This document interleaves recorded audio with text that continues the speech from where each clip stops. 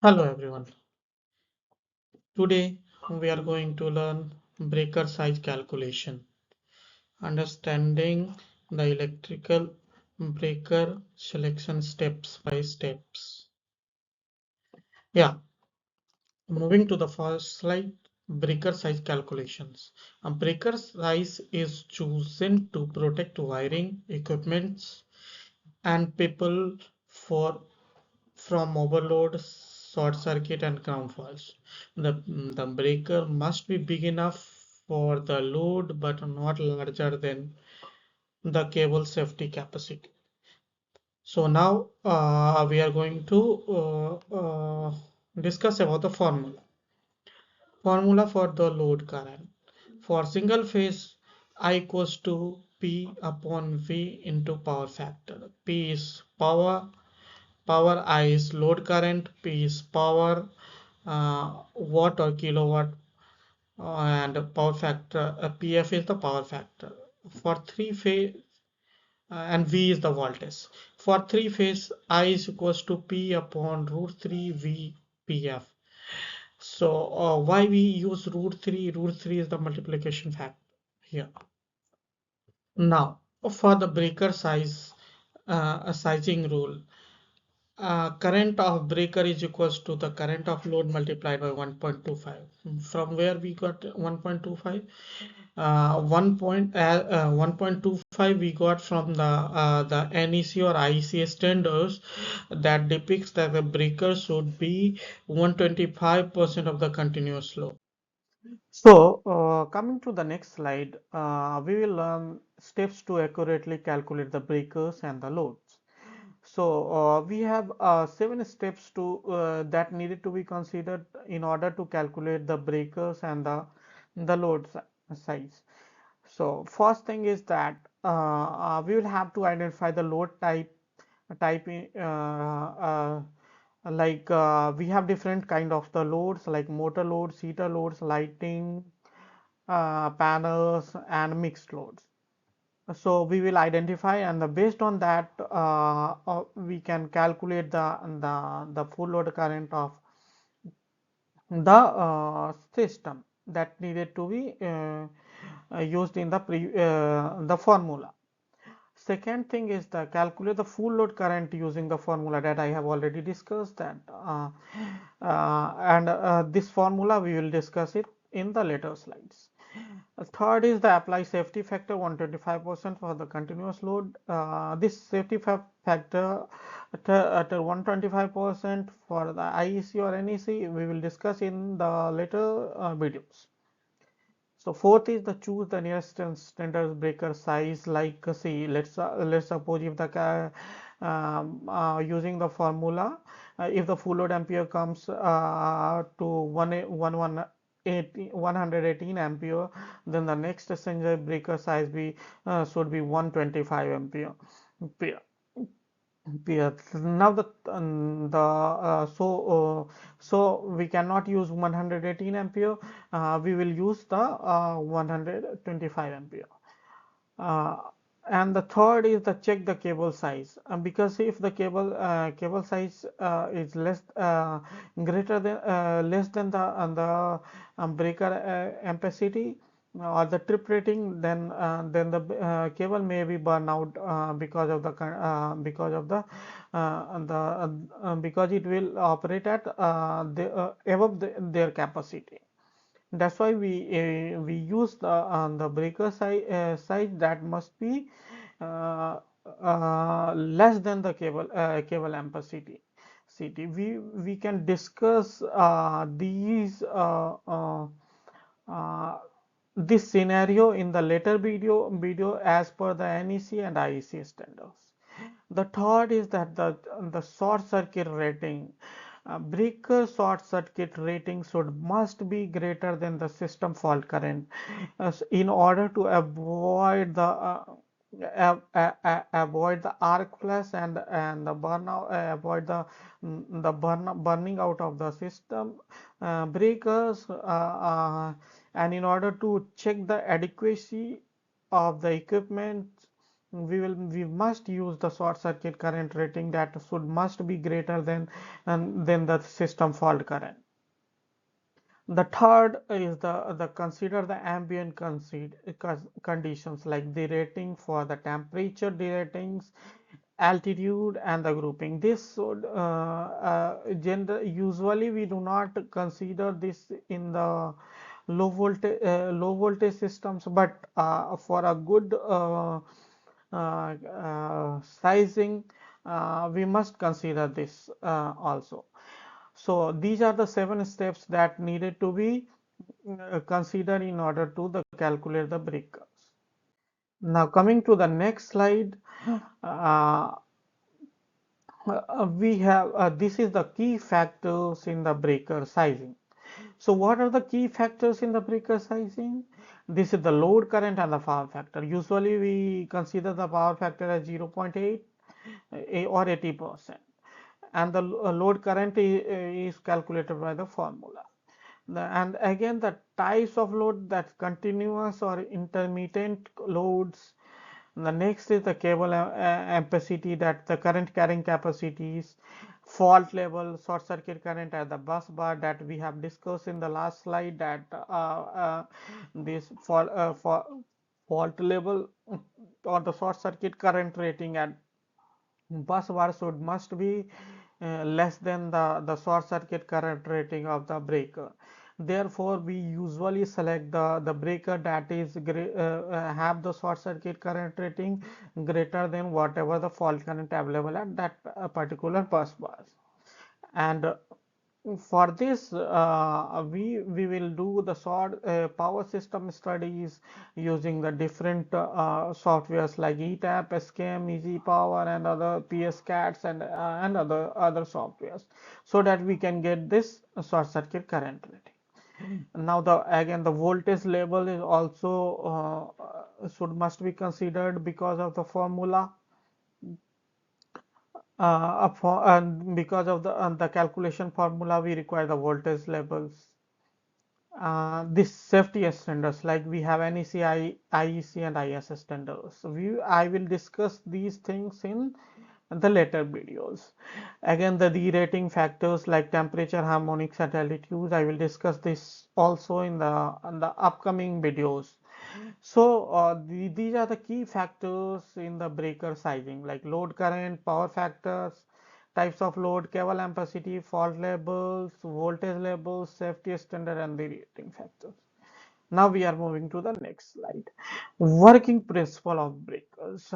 In order to calculate the breakers, selecting the breakers, we require we must need we should must know the breaker working principle.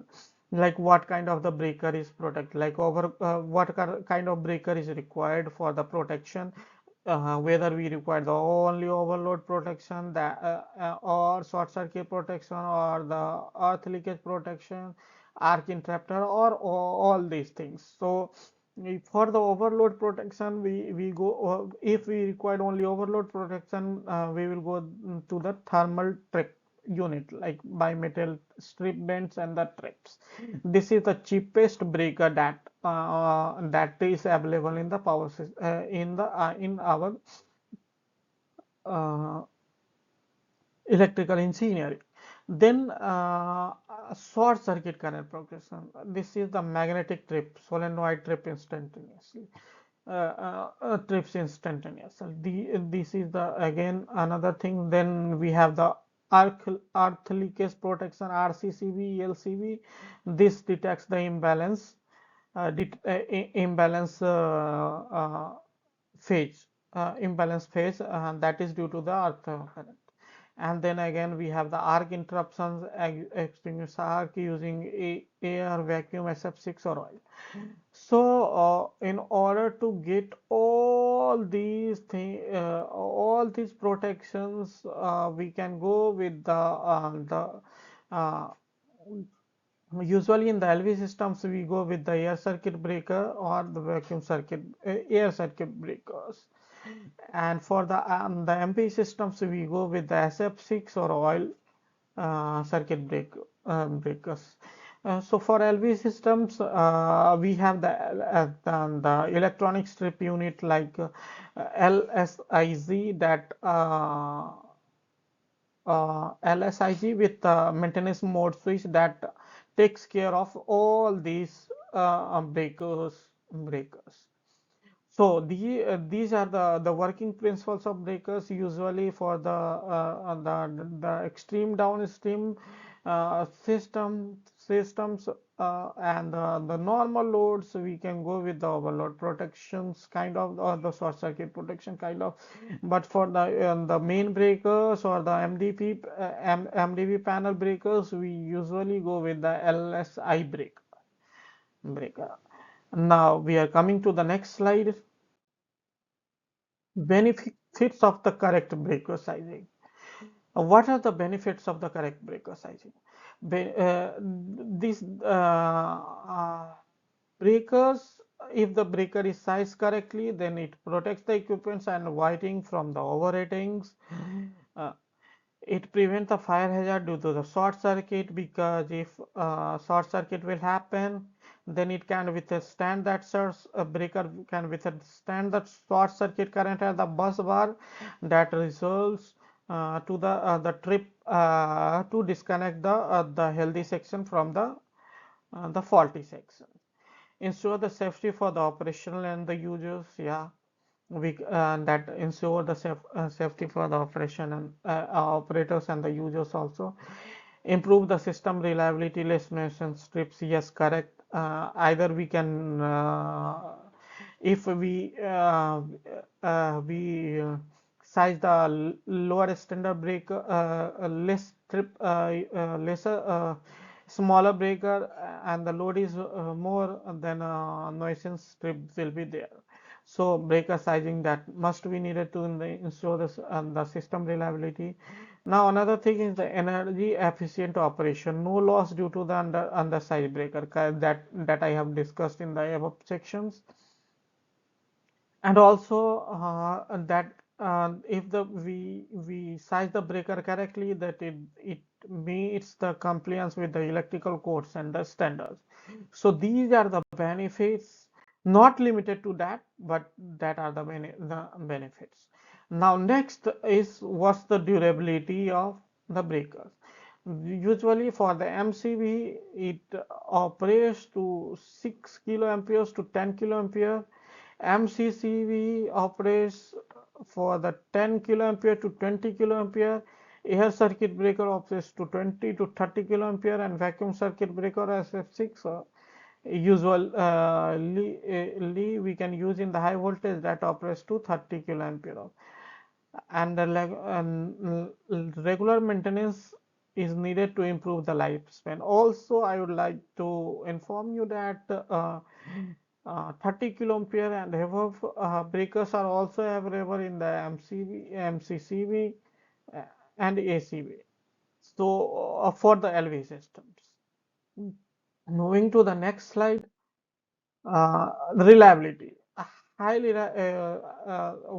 if we size the breaker correctly, the reliability will be higher, and breaker must match the load demand, fault level, and the cable ratings.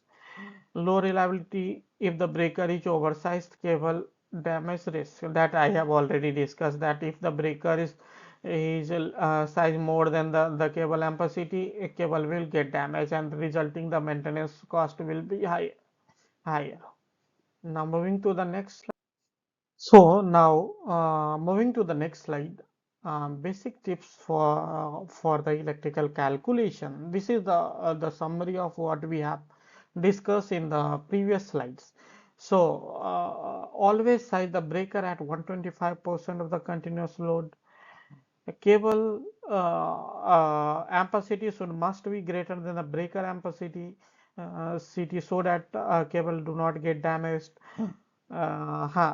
Short circuit ratings of uh, the breaker must be greater than the short circuit fault current at the locations where breaker is going to install.